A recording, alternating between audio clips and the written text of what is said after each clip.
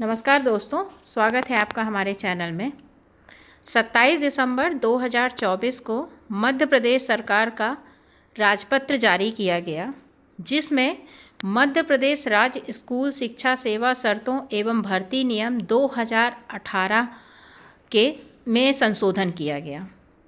इस संशोधन में जो सबसे बड़ी बात रही वह यह कि नई भर्ती में अतिथियों को 50% आरक्षण दिया जाएगा।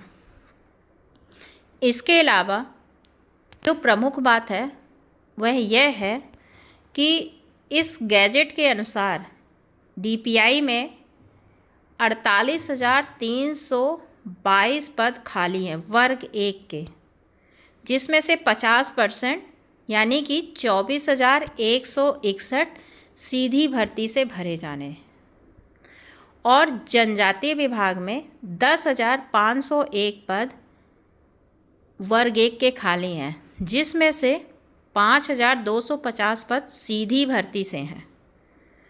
यानी कि कुल पद हो गए डीपीआई और ट्राइबल को मिलाकर 29,411 जो वर्तमान में खाली पड़े हुए हैं। यही सरकार है जो ये कह रही थी, हम बेटिंग शिक्षकों से यह कह रही थी कि जब पद ही नहीं है तो कहाँ से दें।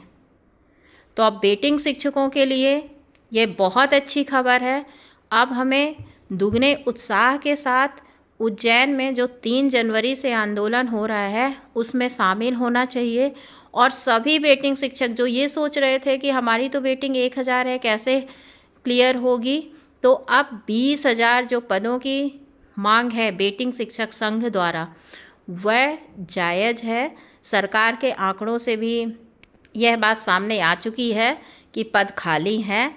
और अब जो बेटिंग शिक्षक अभी तक भी आंदोलन में शामिल नहीं हुए हैं, कृपया अब तो जागें। अब क्या चाहिए, जब पद भी दिखा रहे हैं तो अब तो घर से निकलना ही चाहिए। 3 दिन हैं, 3 दिन में आप मध्य प्रदेश में कहीं भी हों, उज्जैन में इकट्ठा होइए।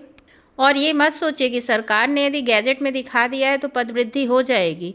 सरकार इतनी आसानी से नहीं देने वाली है। और यह साफ साफ है कि यह नई भर्ती के नियम है, तो सरकार ये भी बोल सकती है कि हम तो इसको नई भर्ती में लागू करेंगे।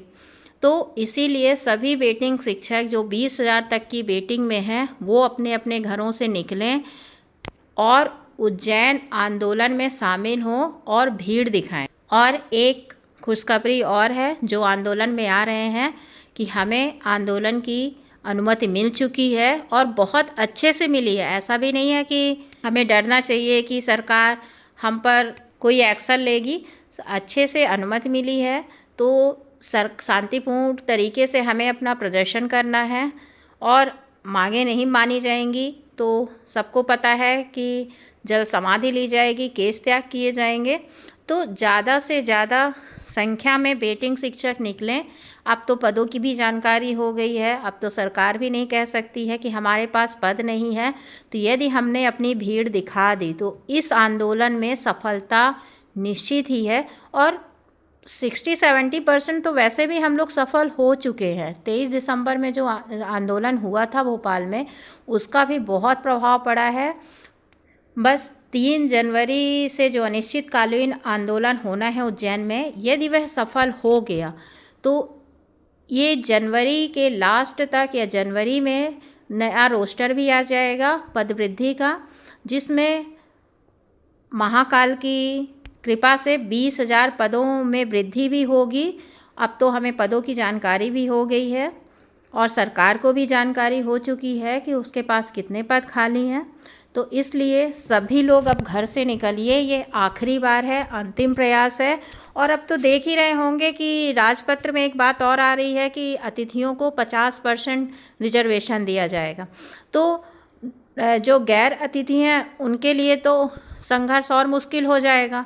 इसलिए कोशिश ये की जाए कि इसी बार पद वृद्धि ले ली जाए और अपने भविष्य को सुरक्षित कर लिया जाए। और जो अति शिक्षक 2-2 परीक्षा पास हैं वो भी कोशिश करें कि इसी आंदोलन में आएँ और इस आंदोलन के द्वारा ही पद वृद्धि लें ताकि उनको ज्वाइनिंग मिल जाए। क्योंकि यह नियम आने वाली भर्ती के लिए, तो पद वृद्धि ही अति शिक्षकों के लिए भी फ़ायदेमंद है कि पद वृद्धि होती है तो उन्हें जॉइनिंग नए सत्र में मिल जाएगी। नहीं तो अभी भी हमें 4 साल का इंतज़ार, यदि ये सोचें कि चलो अगला एग्ज़ाम देंगे अच्छी खासी पद आएंगे, तो 4 साल का इंतज़ार करना पड़ेगा।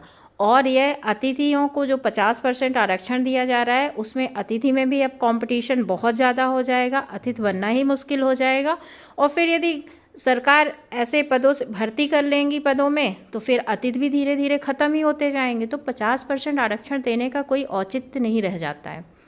इसलिए हमारी कोशिश होनी चाहिए कि जब इतनी बड़ी संख्या में पद खाली हैं शिक्षा विभाग में, तो हम बेटिंग शिक्षक अपने अधिकार के लिए लड़ें और आंदोलन में शामिल हों, ताकि हमें 2025 में नियुक्ति मिल सके।